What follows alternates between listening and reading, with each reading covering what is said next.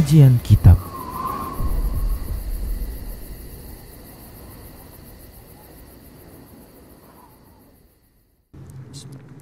Assalamualaikum warahmatullahi wabarakatuh. Innal hamdalillah nahmaduhu wa nasta'inuhu wa nastaghfiruh wa na'udzu billahi min shururi anfusina wa sayyiati a'malina. May yahdihillahu fahuwal muhtadi wa may yudlil falan tajida lahu waliyyan mursyida. Asyhadu an la ilaha illallah wahdahu la syarika lah wa asyhadu anna Muhammadan abduhu wa rasuluh alladzi la nabiyya ba'dah.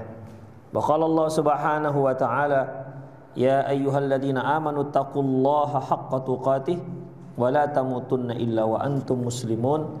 Ya ayyuhalladzina amanu taqullaha wa qulu qawlan sadida yuslih lakum a'malakum wa yaghfir lakum dhunubakum wa may yuti'illaha wa rasulahu faqad faza fawzan 'azima.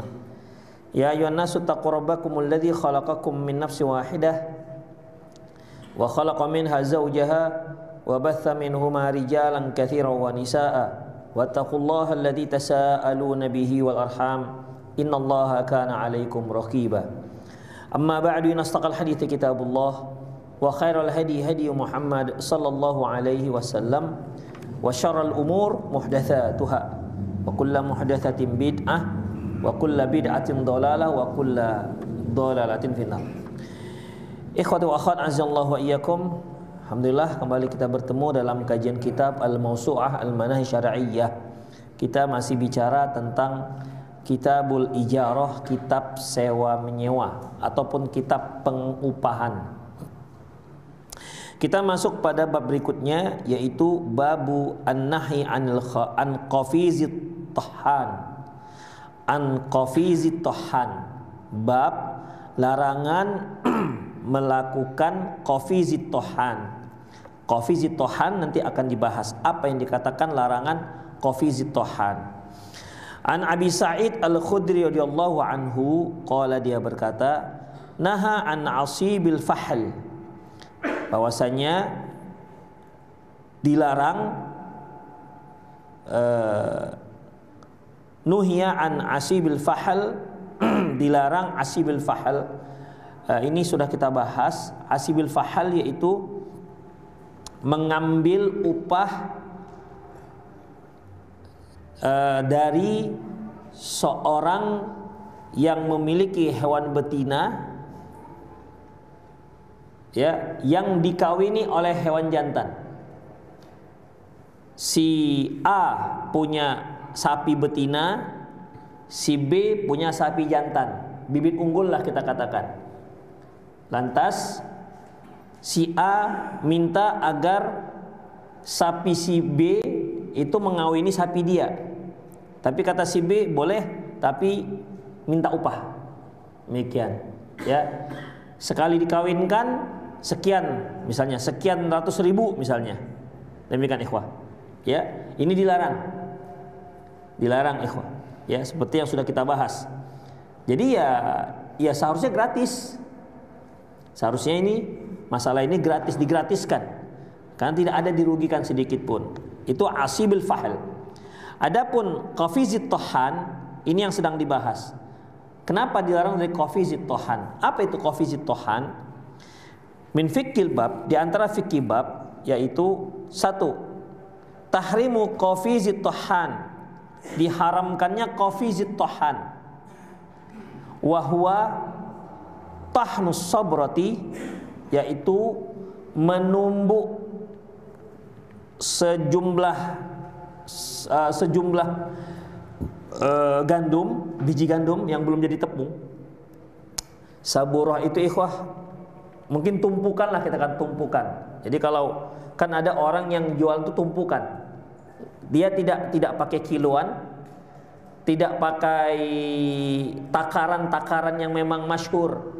Takaran yang masyhur seperti liter, atau kalau takaran emak-emak kita dulu mu, ya, mu. Kalau orang Arab so, mud, itu dia. Tidak menggunakan takaran yang sudah masyhur dan juga tidak menggunakan timbangan yang sudah difahami. Jadi sekedar tumpukan-tumpukan saja. Ya kan, kalau kita pergi ke pasar, terkadang kita mau beli udang, kadang-kadang bertumpuk-tumpuk dia. Kita nggak tahu nih tumpukan ini apa, berapa takarannya kita nggak tahu. Berapa juga udangnya nggak tahu tah berapa beratnya juga kita nggak tahu. Ya terserah mereka aja ditumpuk-tumpuk dengan dia. Itu namanya saburoh. Tapi yang ditumpuk ini gandum, biji gandum, belum menjadi tepung. Karena untuk menjadikan dia makanan harus ditumbuk dulu. Ditumbuk atau dia apa namanya? Digiling. Nah, digiling. Kalau dahulu kan dia main tumbuk, ya. Taib.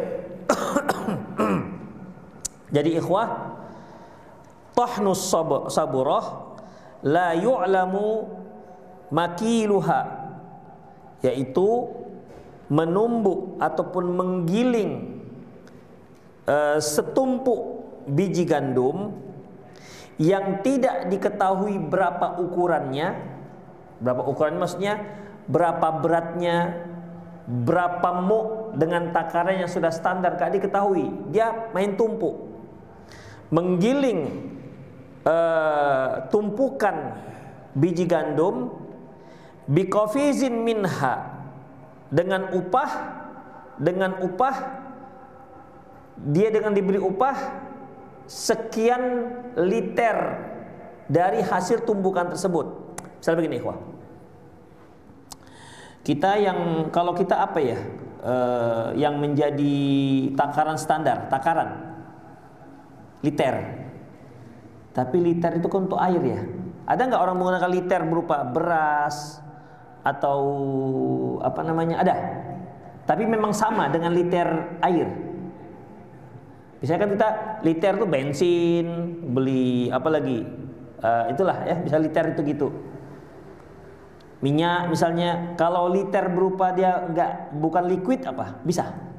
Ada yang jual begitu. Oke. Kita anggaplah pakai liter ya. Kayak liter. Emang di kampung-kampung ada yang pakai 1 liter beras gitu ya. Taib. Jadi seorang mengatakan, ini saya punya setumpuk biji gandum, nggak diketahui ini berapa ini, dengan standar ukuran yang berlaku pada waktu itu. Kalau berlaku pada itu kan berupa 1 sok gitu kan, 1 sok, 1 mud, itu tumpukan namanya. Itu apa namanya, itu takaran yang sudah maklum, yang sudah diketahui. Jadi saya katakan kepada si tukang giling gandum, ini tumpukan gandum saya ini tolong digilingkan. Upahnya nanti saya berikan 3 liter tepungnya. Nah, itu dia. 3 liter tepungnya. Kofis ini satu daerah ada yang menyebutkan 4,5 kg, ada yang menyebut begitu. Tapi artinya memberikan upah dengan sesuatu takaran yang sudah jelas. Tetapi yang gandum yang akan ditumbuk tidak jelas berapa ukurannya. Adapun upahnya sudah jelas. Nah, demikian ikhwah, sudah jelas. Baik. Au yaqul, atau dia mengatakan, jadi di sini wa tahnu saburah la yu'lamu makiluha, yaitu menggiling setumpuk biji gandum yang tidak diketahui berapa beratnya dengan upah 1 kofiz dari hasil gilingan itu. Jadi bukan misalnya nih, saya punya gandum nih. Nah, ini tolong gandum saya ditumbuk, ini upahnya. Nah, itu dia. Ini upahnya. Kalau yang ini upahnya dari mana? Dari hasil gilingan. Beda ya ikhwah. Kalau yang ini memang saya sudah siapkan, ini dia upahnya. 3 kilo tepung gandum. Tapi ini upah untuk menggiling biji gandum ini. Biji gandum ini nggak diketahui berapa. Demikian ikhwah.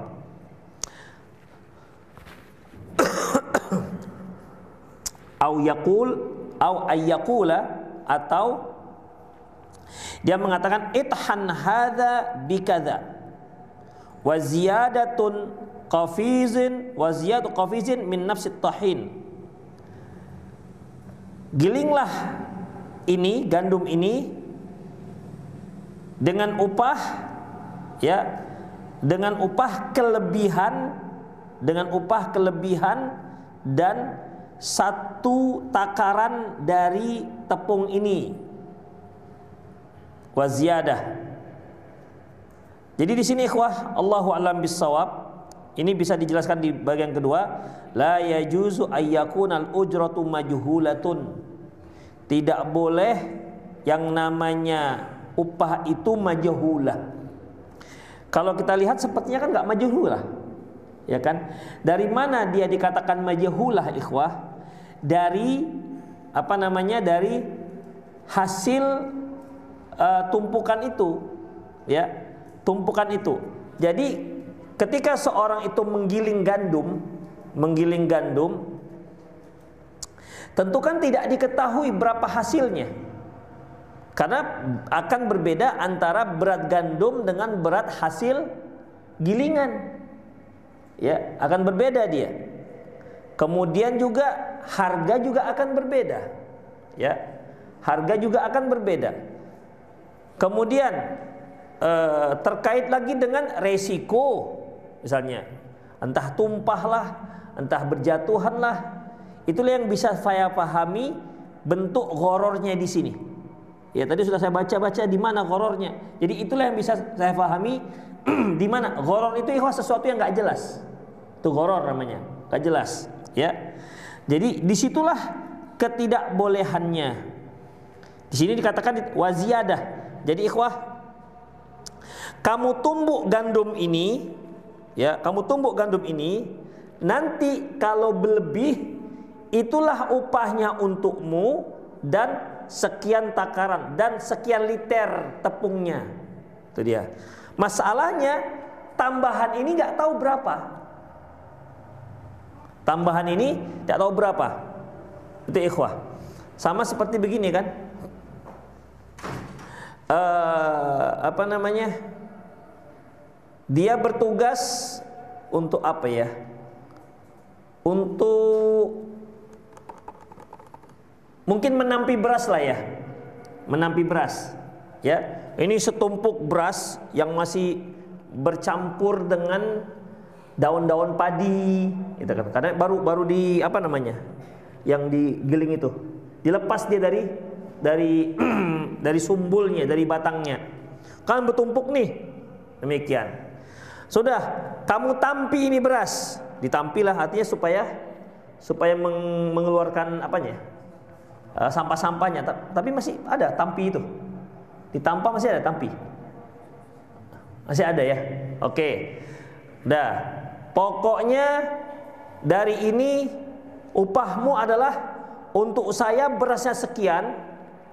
Udah hasil tampian yang sudah bersih. Kalau bersisa itu untukmu. Kalau bersisa untukmu sekian liter dan sisanya. Permasalahannya adalah sisanya nggak diketahui berapa. Bagaimana kalau tak bersisa? Itu dia. Bagaimana kalau tak bersisa? Mungkin orang ini semangat dikarenakan ada sisanya. Mana tahu sisanya lebih. Ya kalau bersisa, kalau nggak bersisa gimana? Ada demikian ikhwah. Jadi Allahu a'lam bishawab, sepertinya disitulah ketidakjelasannya daripada ujroh seperti ini ataupun upah seperti ini. Demikian ikhwah. Ya, Allahu a'lam bissawab. La yajuzu an takunal ujratu majhulah. Intinya adalah tidak boleh ujroh itu, upah itu tak diketahui. Tak dibolehkan. Jadi misalnya kalau kita niatnya niat bekerja, ya, niatnya niat bekerja, maka untuk orang, maka kita punya hak untuk mengetahui berapa upahnya. Itu dia. Tidak boleh kita tidak tahu. Kalau tidak, berarti kita sedang ghoror. Ya, berarti kita sedang melakukan ghoror. Makanya ikhwah, seperti misalnya seorang ustadz diminta untuk membimbing umroh, itu bekerja atau ibadah? Hah? Kira-kira gimana? Hah? Bekerja sambil ibadah bisa dapat pahala itu?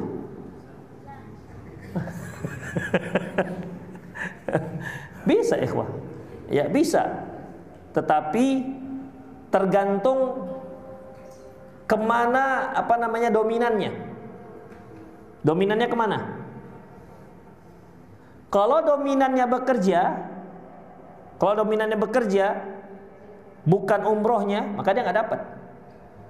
Tapi kalau dominannya, yang penting umroh lah, masalah berapa terserah gitu kira-kira. Dominannya umrohnya, maka dia dapat. Dia dapat pahalanya dan dia dapat upahnya. Ikhwah. Itu dia kalau terkait dengan masalah dunia. Ya. Misalnya ngajar seperti ini nih. Kan ada amplopnya kan? Ada kan, Tok? Nah, demikian. Kemana dominannya ini? Kalau hitung-hitungan amplopnya berdapat. Kalau dibuka amplopnya cuman 3 lembar sih, tapi yang hijau dia. 3 lembar hijau berarti berapa itu? 60. Agak malas-malas gitu. Gerimis sedikit, udahlah libur lah, gerimis kira-kira. Demikian. Kalau dominannya seperti itu, ya dia dapat hanya itu. Tapi kalau dominannya memang dia dakwahnya, dia dapat itu dan ini. Itu dia kalau seandainya ada campurnya. Ya, itu kalau ada seandainya bercampur. Karena memang ikhwah, ada hal-hal itu memang bercampur antara dunia dan akhiratnya. Ya, ada percampurannya. Apalagi sekarang ini masalah dakwah, itu ada percampurannya dan sangat kental percampurannya. Sampai terkadang seorang dai itu berdakwah ada nego harga. Berapa kalau kami undang? 50 juta lah, janganlah. 3,5 juta gimana? Oh janganlah, kata EO-nya. IO. Demikian. Sudah ada tawar-menawar begini, berarti kan dia sudah bercampur. Demikian ikhwah, sudah bercampur. Sementara layaknya dakwahnya boleh nggak diperlakukan seperti itu? Dakwah itu ada nego harga. Nggak boleh, ikhwah. Ente itu bukan dagang. Dakwah itu sebuah kewajiban. Dan itu bukan dagang yang harus ditawar-menawarkan. Demikian ikhwah. Atau sebuah event. Di situ ada jualan, di situ ada dakwahnya. Nah, ini panitia ini mau ngapain ini? Lebih cenderung kemana ini? Dakwahnya apa jualannya? Kalau cenderungnya jualannya, dakwahnya, pemeriahnya, maka dia hanya dapat dunianya aja, dapat untung dia, nggak dapat dia pahalanya.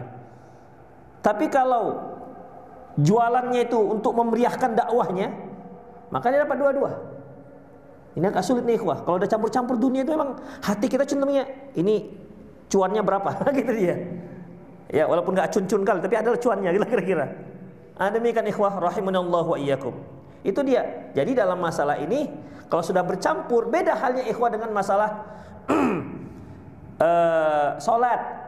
Salat itu kan memang apa namanya? Ya itu akhirat. Tapi masuk dia masalah-masalah dunia. Misalnya supaya dipuji orang. Itu kan masuk masalah eksternal yang masuk ke salat. Karena suatu pada umumnya secara ibadah, dia adalah suatu ibadah yang dia semuanya akhirat. Tidak ada kaitan dengan dunia sedikit pun. Tapi masalah-masalah dunia ini kan bisa tercampur dengan akhirat. Ya, masalah dunia bisa campur dengan akhirat dan bisa kita melakukan dunia itu dia menjadi ada nilai akhiratnya. Makan misalnya. Makan itu masalah dunia. Maka hukum asalnya makan itu adalah mubah. Anda makan tak berpahala, Anda tak makan juga tak berdosa. Tapi kalau Anda tak makan dosa. Karena mati ente. Enggak makan-makan hingga lemas. Udah lemas, nggak punya usaha, nggak kerja. Sementara anak istri perlu makan, gimana? Berdosa dia nggak makannya itu. Karena ada kewajiban yang harus dia lakukan. Nah, jadi ada itunya ikhwah, ya. Ada itunya, ada kaitannya. Jadi dengan akhiratnya. Itulah ikhwah rahimallahu wa iyyakum. Baik. Jadi dalam masalah ini upah itu harus jelas. Upah harus jelas. Kalau dia bekerja, upahnya sekian. Masalah nilai pahalanya urusan dia dengan Allah Subhanahu wa taala apabila yang dilakukan itu kaitannya dengan upah tapi kaitan dengan ibadah. Seperti misalnya gaji guru ngaji. Nah, itu dia. Gaji guru ngaji. Ya kita kan guru ngaji dikasih gaji. Pesantren misalnya, untuk ngurus pesantren itu ada staf-stafnya, kemudian ada guru-gurunya. Demikian ikhwah, ada tukang sapunya, tukang parkir. Ini kan sebenarnya untuk pengembangan ilmu. Dan itu ilmu syar'i, dan itu intinya adalah ibadah. Inti daripada sebuah ibadah perlu ilmu. Orang-orang yang menuntut ilmu di situ. Tapi di situ perlu ada guru-guru yang memang fokus, yang akhirnya harus diupah. Nah, itu dia ikhwah. Ya, upah. Jadi kalau misalnya ikhwah rahimanallahu wa iyyakum, kalau ada seorang dia mengajarkan ilmu agama atau mengajarkan ilmu dunia, dia tidak mengambil upah, boleh nggak? Boleh nggak? Boleh kali. Kita cari itu orang itu. Kita cari orang itu yang nggak mau nerima ini, karena kan nggak banyak modalnya. Itu ikhwah, ya, nggak masalah, karena dia ingin mencari akhirat, pure hanya akhirat. Tapi ingat, ketika dia memandang sebelah mata dengan yang mendapat upah, dia jadi kena patinan awak lagi. Awak nggak terima, dia terima. Sehingga dia memberikan bandingan antara dia dan yang lain. Itu ikhwah. Jadi belum tentu orang yang terima itu lebih baik dibandingkan yang terima. Kalau dia mengomongkan, saya sudah mengajar 3 tahun, gaji saya nggak saya ambil. Karena ada nggak yang begitu? Gaji saya nggak saya ambil. Kalau dia ikhlas, insya Allah ada. Tapi kalau enggak, percuma sama sekali. 3 tahun tak ada pahala. Itu ikhwah. Kalau dia menjadi sebuah kebanggaan pada dirinya karena dia tidak menerima, tidak mau mengambil gajinya. Kalau dia tak mau mengambil gaji, itu hak dia. Hak dia. Tapi kalau itu menjadikan sebagai untuk memviralkan dirinya misalnya, untuk menaikkan rating dirinya, maka percuma. Lebih bagus yang menerima. Kalaupun dia ria-ria masih dapat duit. Ini sudah nggak dapat duit, nggak dapat pahala lagi, kan kasihan. Demikian ikhwah rahimani Allah. Itulah dia. Dah paham ya? Itulah la yajuzu an yakunal ujratu majhulah. Tidak boleh ujroh itu, sewa itu majhulah, gak jelas. Gak jelas. Demikian ikhwah.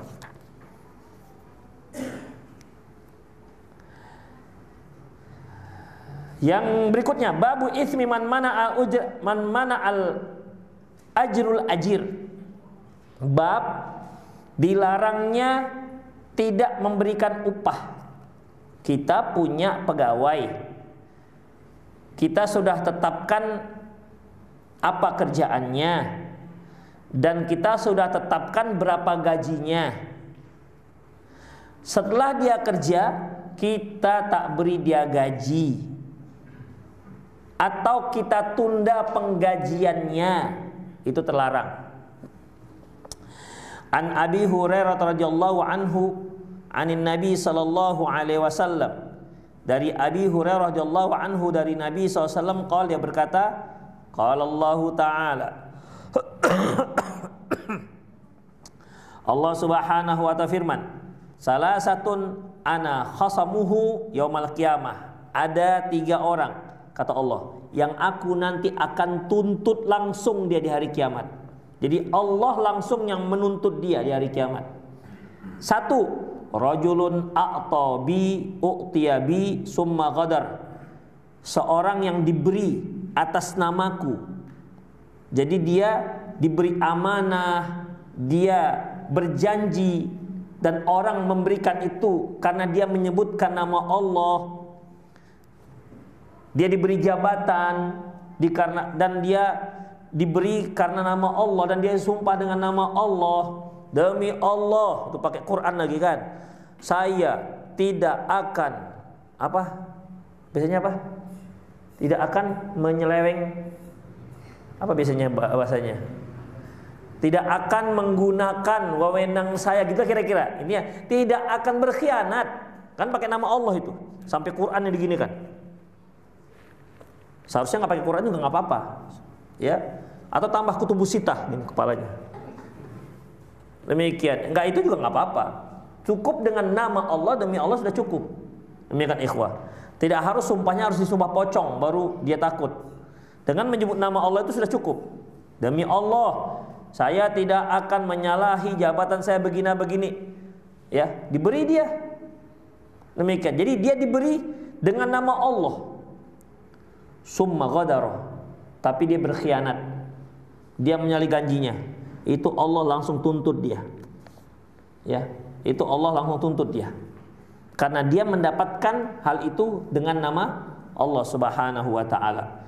Rajulun u'tiyabi summa ghadar. Seorang yang diberi karenaku dengan namaku, lantas dia berkhianat, dia menyalahi janjinya. Wa rajulun ba'a hurran fa'akala thamanah.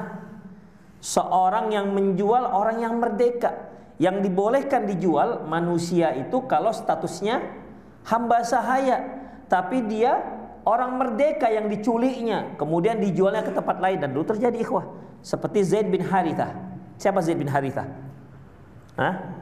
Anak angkat Nabi SAW. Dia itu anak yang merdeka, tapi dia diculik oleh orang-orang tertentu, ya, dan dijual ke kota Mekah. Dijual ke kota Mekah dan dibelilah oleh salah seorang dari familinya Khadijah radhiyallahu anha. Sepupunya atau adiknya Allahu alam, ya lupa. Hakim bin Hizam apa? Allahu siapa namanya? Intinya setelah diberikan kepada Rasulullah SAW. Ya, Zaid bin Harithah yang tadinya diculik menjadi hamba sahaya, dibeli oleh keluarganya Khadijah, dan keluarga Khadijah memberikan dia kepada Rasulullah SAW, dan Rasulullah memerdekakannya. Itu dia. Bahkan bukan hanya memerdekakannya dan menisbatkan Zaid kepada dirinya, karena so sayang dengan Zaid, sehingga dia mendeklarasikan di Ka'bah bahwasanya ini adalah Zaid bin Muhammad. Itu ikhwah, Zaid bin Muhammad. Ikhwah rahimallahu wa iyyakum, disitulah turun ayat. Gak bolehnya anak angkat itu dinisbatkan kepada ayah angkat. Penisbatan hanya boleh untuk anak kandung. Ke ayah tiri juga gak boleh. Ya, misalnya seorang janda punya bayi yang baru lahir, kemudian dia menikah dengan seorang pria. Yang bayi ini nggak boleh dinisbatkan kepada pria yang baru dinikahi, nggak boleh. Dia nisbatnya harus kepada bapaknya. Itu ikhwah. Jadi di situ Rasulullah SAW mengatakan, mendeklarasikan bahwasanya Zaid bin Muhammad. Turunlah ayat, ud'uuhum bi abaihim huwa aqsatu indallah. Panggillah dia dengan nama ayahnya, dan itu lebih adil di sisi Allah. Fa illam ta'lamu abaahum. Kalau kamu nggak tahu siapa ayahnya, fa ikhwanukum fid din, maka dia adalah saudara kamu dalam agama. Wa mawalikum. Demikian ikhwah. Jadi teguran dari Allah Subhanahu wa taala, sehingga Zaid kembali dinisbatkan kepada ayahnya, Zaid bin Harithah. Ya. Jadi ikhwah, walaupun ayahnya kafir, tapi penisbatan harus tetap kepada ayahnya. Ada nggak ayah para sahabat yang kafir? Siapa contohnya? Siapa? Umar. Khattab itu kafir dan mati dalam keadaan kafir. Lihat saja, kalau seandainya seorang sahabat disebut radhiyallahu anhuma, semoga Allah meridhoi mereka berdua, berarti dia dan ayahnya muslim. Berarti dia dan ayahnya sahabat. Tapi kalau dia radhiyallahu anhu, berarti yang sahabat hanya dia, ayahnya kafir, gak sahabat. Demikian ikhwah, itulah dia. Seperti Abu Bakar radhiyallahu anhu, Utsman bin Affan bin Affan apa bin Affan? Bin Affan.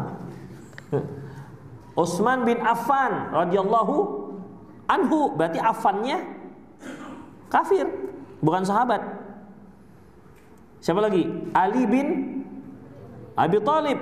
Abu Thalibnya bukan muslim. Abdullah bin Abbas itu gimana? Radhiyallahu anhuma. Karena Abdullahnya sahabat, ayahnya Abbas sahabat. Abdullah seperti Abdullah bin Zubair radhiyallahu anhuma. Si Abdullahnya sahabat, ayahnya Zubair bin Awam juga sahabat. Itu ikhwah. Abdullah bin Umar, Abdullahnya sahabat, Umarnya sahabat, makanya radhiyallahu anhuma. Demikian ikhwah. Jadi penisbatan walaupun kepada ayahnya kafir, tetap disebutkan ayahnya tersebut. Demikian ikhwah. Itulah dia. Baik. Jadi seorang yang menjual manusia merdeka, seorang yang menculik manusia ataupun dia menjual manusia yang merdeka, lantas dia makan hasil jualannya.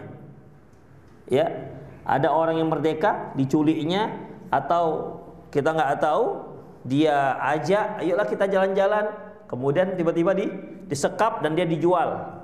Demikian. Jadi seorang hamba saya, dia dapat uang dari hasil jualannya, kemudian dia makan, fa'akala thamanahu, dan dia makan hasil jualannya.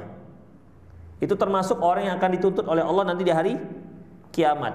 Muncul pertanyaan, dia nggak beli makanan, dia beli minuman, atau dia beli kendaraan, dia jual orang ini, hasilnya dia beli sepeda motor, boleh nggak? Nggak dimakannya? Hah? Karena dalam hadis fa'akala thamanahu, dan dia makan hasil jualannya. Ini nggak dia makan, dia dapat uangnya dan dia beli sepeda motor baru, boleh? Hah? Tetap nggak boleh. Terus kenapa makan? Kan pernah saya singgung, kenapa hadis selalu menyebutkan makan, tidak minum, tidak untuk beli yang lain? Karena kebutuhan pokok inti manusia makan. Demikian ikhwah. Antum diberi 1 unit Ferrari baru, warna merah, belum lecet, masih dilaminating, bukan mainan ya, betulan. Udah, tapi nggak ada makanan. Dengan diberi sepiring lontong, pilih yang mana? Lontong sepiring yang harganya, kalau yang normal itu harganya paling 5.000, pakai telur 7.000 di mencirim, si bisa 8.000 pakai telur. Demikian. Antum pilih Ferrari mewah tapi nggak makan, atau pilih lontong sepiring? Pilih yang mana? Ferrari? Hah? Nggak ada mau beli Ferrari di situ. Demikian ikhwah. Ya, kita akan pilih makan. Kalau kita makan, bisa kita nikmati kendaraan. Kalau kita mati, gimana menikmati kendaraan? Demikian ikhwah. Makanya Rasulullah menyebutkan kebutuhan yang sangat pokok, yaitu makan. Itu ikhwah. Ya. Jadi kalau yang untuk dimakan saja nggak boleh, apalagi untuk yang lain-lain. Untuk kebutuhan yang sangat pokok saja sudah nggak boleh, apalagi hanya untuk beli kendaraan, itu lebih nggak boleh lagi. Itu ikhwah. Itu juga nggak dibolehkan. Nah, yang ketiga, rajulun istajara ajiron, seorang yang mengupah seseorang, fastaufa minhu, lantas orang tersebut, orang yang diupah tersebut sudah menyelesaikan pekerjaannya, walam yu'tihi ajrahu, tapi dia tidak memberi upahnya. Inilah 3 orang yang akan dituntut langsung oleh Allah Subhanahu wa taala. Pertama apa tadi? Masih ingat? Seorang yang orang yang diberi amanah dengan nama Allah tapi dia mengkhianat. Yang kedua, seorang yang menjual orang merdeka. Yang ketiga, seorang yang mengupah seseorang tapi dia sudah selesaikan pekerjaannya tapi upahnya belum diberikan. Min fiqhil hadis. Satu, wujubu i'ta'il ajiri ajrahu idza addal amal muttafaqun alaih ala wajhi. Wajib memberikan upah kepada seseorang jika orang tersebut sudah menyelesaikan pekerjaan yang sudah disepakati. Li'annal ujrata tustahaqqu bil amal. Karena ujrah itu sudah menjadi hak dia dikarenakan dia sudah melaksanakan pekerjaannya, menyelesaikan pekerjaannya. Kalau seandainya pekerjaan belum selesai, maka dia tidak kasih upah. Demikian ikhwah. Bagaimana kalau begini? Kita katakan, tolong digiling. Ini saya punya beras nih segoni, tolong digilingkan. Ya, menggilingkan. Kemudian upahmu segoni ini sekian ratus ribu misalnya. Selesaikan, saya kasih. Selesai dulu baru saya kasih kan. Setengah baru selesaikannya. Punya hak nggak dia mendapatkan setengah upah? Hah? Saya adalah setengah aja ya, setengah saya minta, boleh nggak? Bisa nggak yang orang yang punya beras ini? Loh, kita kan sudah katakan selesai kasih upah, nggak selesai berarti nggak ada upah. Nah, jadi tergantung akadnya. Kalau akadnya terserahmu berapa persen kamu selesaikan, berarti kita upah sesuai dengan persentasimu. Itulah berarti boleh. Ya, seperti kalau orang tukang, sewa tukang. Pokoknya kalau sampai dinding aja sekian. Dah. Kalau masih batu aja, tapi kalau sudah diplaster sekian misalnya. Dia punya persentasinya, punya punya tahapan kerja. Tapi kalau saya akan upah kalau sudah selesai, terima kunci baru saya upahnya sekian. Gak terima, gak selesai gimana? Boleh dia tidak memberikannya. Itu ikhwah, karena kesepakatannya selesai baru dapat upah. Kalau gak selesai gak dapat upah. Nah, tergantung kesepakatannya ikhwah rahimanallahu wa iyyakum. Dan ini ya intinya adalah upah itu sesuai dengan pekerjaan yang sudah disepakati akan dikerjakan. 2, man istawfa manfaatal ajir wa lam yuwaffihi ajrahu kana athiman. Barang siapa apabila seorang yang diupah sudah menyelesaikan pekerjaannya tapi dia tidak diberi upahnya, maka orang tersebut berdosa. Wa ka'annahu ista'badahu, seolah dia sedang menjadikannya sebagai hamba sahaya. Karena hamba sahaya itu kalau bekerja boleh nggak diupah oleh tuannya. Demikian ikhwah. Li'annahu hasala ala manfaatin bighairi 'iwadin, karena dia telah mendapatkan satu manfaat dengan tanpa ada imbalan. Jadi dia dapat manfaat yang free. Demikian ikhwah rahimani Allah wa iyyakum. Selanjutnya, babun nahyi an istimali min man talabal amal. Bab dilarangnya menerima jabatan orang yang memintanya. Kalau kita sekarang umumnya diminta kan? Jabatan apapun diminta, dikejar. Makanya hasilnya ya begitu, ikhwah. Masing-masing orang merasa dia lebih berhak dibandingkan yang lain. Masing-masing partai mengatakan hanya merekalah yang bisa menegakkan keadilan. Sehingga masing-masing calon merasa dia lebih bagus dibandingkan yang lainnya. Karena apa ikhwah? Itu kan dalam kampanye. Di dalam pelaksanaan itu belum tentu bisa. Belum tentu ikhwah. Ada saja pelanggaran-pelanggaran. Karena apalagi sekarang ini sudah ada pakai duit, ya, money politik. Demikian ikhwah. Tentunya ketika dia sudah menjabat, dia ingin kembalikan modalnya. Makanya yang orang-orang yang berlomba untuk mendapatkan jabatan dan dia sudah banyak kasihkan siraman-siraman, nggak dia dapati, akhirnya dia punya satu tempat tidur di rumah sakit gila. Gila dia jadinya. Kenapa? Masalahnya dia sudah banyak habis, kadang-kadang hutang, kadang-kadang pakai sponsor. Demikian ikhwah, nggak bisa dia bayar. Ima dia betul-betul gila atau pura-pura gila supaya nggak bayar utang. Itu ikhwah. Ya, kemarin sempat bertambah rumah sakit gila Medan. Nggak ada berita ya? Tapi betul, nggak ada berita. Yang jelas jangan antum lah. An Abi Musa radhiyallahu anhu qala, dia berkata, aqbaltu ila Nabi sallallahu alaihi wasallam wa ma'iya rajulani minal asy'ariyyin. Dari Abi Musa radhiyallahu anhu, Abu Musa itu kan dia Al-Asy'ari, Abu Musa Al-Asy'ari dari kaum Al-Asy'ari. Dia katakan, aku datang kepada Nabi SAW, bersamaku ada 2 orang dari Asy'ari. Fakultu, aku katakan, ma alimta annahuma yatluban al-amal.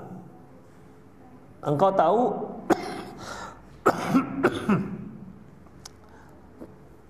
bahwasanya mereka minta jabatan. Faqala lan nasta'mila ala amalina man aradahu. Kata Rasulullah, kami tidak akan memberikan jabatan kepada seseorang yang memintanya. Ya, kalau ada yang meminta, maka kami tidak memberikannya, kata Rasulullah SAW. Min fikhil bab tahrim isti'malu man talaba amalah. Haram hukumnya memberikan jabatan kepada orang yang memintanya. Li'anna dzalika dalilun 'alal hirs. Itu menunjukkan dia sangat tamak dengan jabatan itu. Wal ihtirazu minat tahrisi wajibun. Dan menghindari orang yang tamak itu hukumnya wajib. Karena kalau diberikan, dia akan melakukan hal-hal yang merugikan masyarakat. Kedua, al-wilayatu wal umalat wal amalatu taklifun wa laysa tasyrif. Yang kedua, kekuasaan dan pemerintahan, jabatan pemerintahan itu sebenarnya beban, bukan kemuliaan. Ya, bukan kemuliaan. Makanya ikhwah rahimahullahi, jabatan-jabatan pemerintahan itu bukan kemuliaan, itu semua beban dan tanggung jawab. Beban dan tanggung jawab, tidak ada untungnya sebenarnya itu. Seharusnya begitu, tapi karena sekarang ini banyak yang berlomba mendapatkannya dan banyak uangnya, makanya orang berlomba untuk mendapatkannya. Karena cuannya banyak di situ, banyak proyek, demikian. Dengan dia punya jabatan, maka dia bisa dapat banyak proyek. Demikian ikhwah. Adapun gaji jabatannya nggak banyak, tapi cuan dari proyeknya banyak. Itu ikhwah, ya. Makanya sebenarnya dalam Islam tidak boleh memberikan jabatan kepada orang yang memintanya. Sekarang gimana? Hampir semua diminta. Ya kan? Hampir semua diminta. Jadi bagaimana? Allahu a'lam bishawab. Kalau kita bacakan hadis yang lain dari Abdurrahman bin Samurah qala, dia berkata, qala li Rasulullah SAW, berkata kepadaku Rasulullah, ya Abdurrahman bin Samurah, la tas'alul imarah, wahai Abdurrahman bin Samurah, jangan kamu minta jabatan, fa innaka in utitaha anil mas'alatin wukilta ilaihi, karena kalau kamu diberikan dikarenakan kamu minta, maka jabatan itu akan dibebankan semuanya kepadamu. Wa in utitaha an ghairi mas'alatin, kalau kamu diberi dengan tidak kamu minta, o inta 'alaiha, kamu akan dibantu oleh Allah. Itu ikhwah. Karena mengemban jabatan masyarakat itu bukan mudah, ikhwah. Gak usah jauh-jauh. Kita punya jabatan gak di rumah? Punya jabatan, coba istri satunya, gak banyak-banyak kali. Anak 3, berhasil gak itu mendidik anak 3 itu? Itu namanya jabatan, ikhwah. Ini yang kita jabat. Misalnya sebagai apa dah? Sebagai Kepling. Kepling itu berapa rumah tangga yang harus ditanggung jawabinya? Itu masih Kepling. Jadi lurah lah dia. Berarti satu kelurahan. Berapa puluh rumah tangga yang harus dia tanggung jawabi. Kalau dia tahu ada di rumah tangga itu nggak sholat, dia diam-diam saja, kena dia. Jadi itu jabatan itu ikhwas. Jabatan kemasyarakatan itu beban. Bukan kemuliaan. Memang sih ada duitnya, tapi intinya adalah beban. Demikian. Tahu dia tetangganya nggak sholat, dia penguasa, tapi dibiarkan saja, dinasihat tidak, dosa dia. Demikian ikhwah. Ada lagi tetangganya nggak pakai jilbab, dia diam-diam saja. Yang penting pas ngukur dapatnya lempul, kira-kira. Demikian. Berdosa dia ikhwah. Itulah bahayanya. Itu masih lurah. Gimana kalau dia jadi camat? Gimana kalau dia jadi wali kota? Gimana kalau dia jadi gubernur? Gimana kalau dia jadi presiden? Menanggung-jawabi 250 juta orang. Bayangkan ikhwan. Beratnya minta ampun itu. Luar biasa. Antum bayangkan yang antum tanggung jawabi anak 3 dengan yang antum jawabi 250 juta. Coba bayangkan. Sementara antum mau nikah lagi aja nggak dikasihkan kan istri kan? Nggak dikasihkan? Kenapa? Istri antum nggak ngasih? Antum karena dia merasa antum tuh nggak layak. Satu aja keteter gitu kira-kira. Punya anak 3 aja keteter. Karena untuk sebagai penjabat itu ikhwah, dia harus mempertanggungjawabkan sebagaimana dia tanggung jawabi anaknya itu. Itu ikhwah. Jadi seorang antum tuh punya banyak istri, punya ribuan istri, punya ribuan anak, jutaan anak, tanggung jawablah itu. Beda halnya kalau tidak tahu. Kan seperti anak kita misalnya, tiba-tiba dia kemana gitu ngerokok, dia kita nggak tahu misalnya. Ya kita nggak berdosa. Tapi ketika tahu dia merokok, kita katakan, apa nak merokok, lanjut, gitu. Kayak gitu. Ya berdosa. Demikian.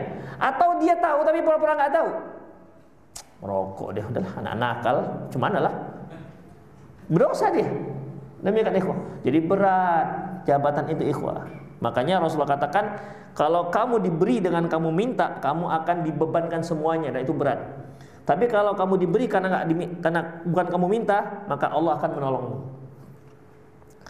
Kemudian hadis yang lain dari Abu Hurairah, Rasulullah bersabda, innakum tahrusuna 'alal imarah. Kalian itu sangat tamak untuk mendapatkan jabatan kekuasaan. Wasatakunu nadamatah yaumal qiyamah. Sementara itu akan menjadi penyesalan kamu nanti di hari kiamat. Demikian ikhwah, rahimanallahu wa iyyakum. Itulah dia. Ya. Tapi itulah akhir daripada Kitabul Ijarah. Ada yang sebagian orang menyatakan bolehnya meminta jabatan berdalilkan dengan surat Yusuf. Kan surat Yusuf di sini disebutkan ketika itu Yusuf alaihissalam ketika dia sudah sampailah berita dia pandai dalam memberikan takwil mimpi, kan dikeluarkan dari penjara, dijadikan orang dekat oleh raja. Setelah dia mentakwil mimpi raja, lantas Yusuf meminta, qala ja'alni ala khazainil ard inni hafidun alim. Kata Yusuf, jadikanlah aku bendahara khazainil ard ini bendahara khusus untuk bahan makanan pokok. Mungkin ketua bulognya gitu lah kira-kira ya. Ya, ketua bulognya kali. Pokoknya dia yang mengelola hasil bumi. Apa namanya? Menteri Pertanian apa kira-kira? Nah, itulah dia. Karena kalau bendahara, ikhwah, kita terjemah bendahara itu bukan hanya dari hasil pertanian, tapi juga hasil dagangnya negara, gitu kan, semua uang. Tapi Yusuf ini qala ja'alni ala khazainil ard. Jadikanlah aku bendahara hasil bumi. Inni hafidun alim. Aku bisa menjaga dan aku bisa memahami. Aku tahu tentang masalah itu. Aku punya ilmu tentang itu.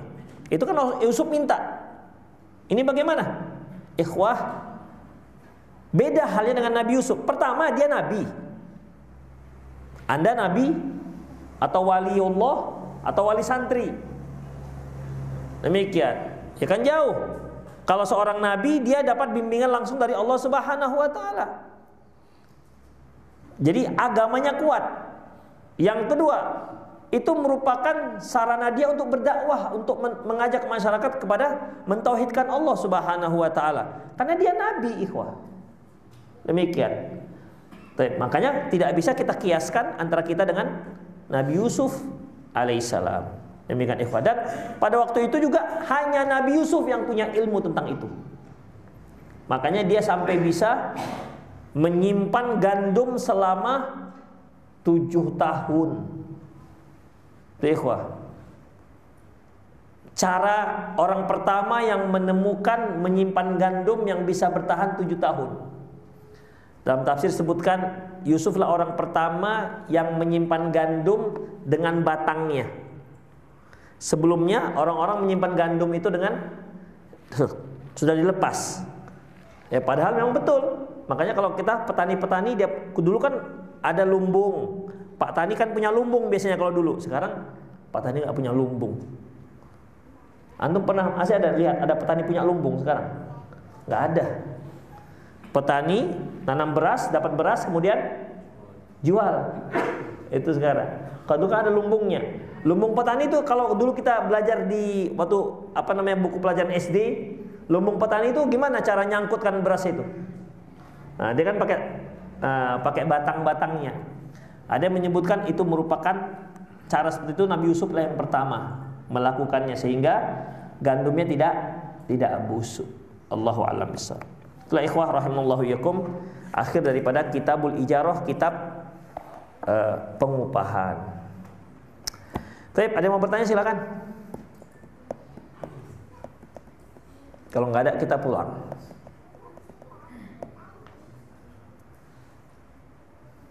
Ya.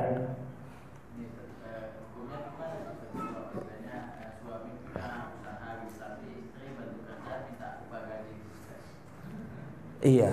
Pertama kita harus tahu dulu istri itu apa tugasnya. Istri itu tugasnya bukan cari duit. Istri itu tugasnya ngabisi duit suami. Iya, dia nggak bertugas untuk mencari duit.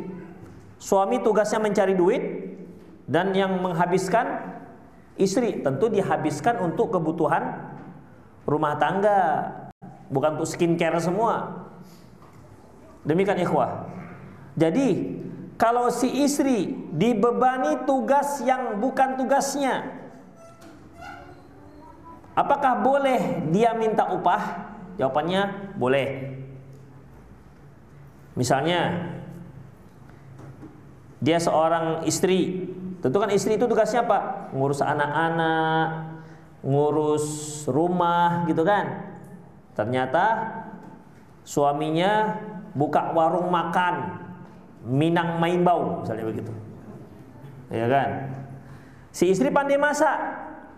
Jadi kata suaminya, "Dek, kamu aja yang masak." Kata si istri, "Bang, masak resto bukan tugas saya." Boleh, tapi wani piro. Karena kan dia bekerja. Kalau dia bekerja otomatis ini kewajiban dia kan jadi bertambah. Suami kan nggak mau ketika dia masak kemudian anak centang perenang nggak terurus, kan nggak mau suami. Maunya masak tetap, masak untuk rumah makan dia tetap, tapi anak tetap bersih, tertata, terurus, kan gitu maunya. Berarti ini dia punya tanggung jawab lebih yang bukan tanggung jawab dia. Jadi si istri berhak minta cuan dari bisnis itu. Boleh bang, tapi sekian. Boleh. Demikian. Kalau tidak ada pembicaraan itu bagaimana? Berarti istri bekerja sosial membantu suami. Jangan ujuk-ujuk meninggal suami dia katakan ini adalah usaha kami bersama. Enggak. Anda dari awal itu sudah sosial sifatnya, membantu suami. Jadi usaha itu milik suami, bukan Anda. Anda pekerja sosial. Ikhwah, makanya seorang istri boleh, ya boleh. Misalnya suaminya buka apa ya? Buka travel misalnya. Istrinya yang bagian posting-posting media sosial, pinter istrinya gitu kan, maka dia boleh minta fee dari usaha suaminya. Gitu ikhwah. Karena itu bukan tugas dia. Dan seharusnya dia minta. Kecuali kalau udah bang gak apa-apa, saya tuh bantu abang karena saya lihat abang tuh miskin kali misalnya. Ya udah, berarti jangan minta. Demikian. Tapi jangan tiba-tiba menganggap itu usaha bersama. Kan banyak nggak begitu? Ya kan? Banyak begitu kan? Istri bantu, meninggal suami. Oh ini usaha bersama. Padahal posisi dia tidak jelas itu sebagai apa. Itu dia. Allahu a'lam bishawab. Makanya Indonesia pokoknya kalau sudah meninggal sang suami langsung dibagi dua. Kan apa namanya? Hukum kompilasi apa ya? Hah? Itulah dia. Pokoknya meninggal langsung dibagi dua. Harta si suami. Itu kalau hukum di Indonesia. Setengah untuk istri, setengah baru sebagai harta warisan.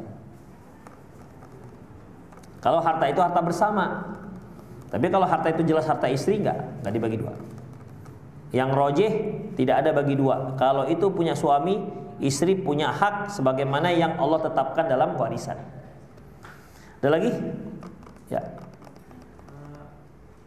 Kalau ada seorang bos berkata gini, Ustaz, gajimu sekian, nanti kalau kita dapat banyak bisa jadi aku bersedekah kepadamu, dan bisa jadi saya batalkan sedekah saya. Itu semua tergantung saya mau saya kasih atau tidaknya gitu. Sedekah? Yang karena dia kan gajinya udah ditentukan gajinya. Kemudian kalau penghasilan mereka ini agak banyak, itu tergantung bosnya. Saya mau kasih tambah atau enggak itu terserah saya gitu. Enggak ada patokan untuk apamu gitu. Itu untuk apa diucapkan kalau begitu? Yang begitu nggak usah diucapkan. Itu membuat sakit hati namanya. Mendingan nggak usah diucapkan. Gajimu, tugasmu sekian, gajimu misalnya 3 juta. Kalau seandainya banyak untungnya, terserahku mau aku kasih atau enggak. Mendingan nggak usah diucapkan. Demikian, ya. Karena kalau dia ucapkan, akhirnya kan si pegawai ini kan berharap, mana tahu ya Allah, semoga Allah luluhkan hatinya. Dia berharap jadinya, dan itu buat masalah.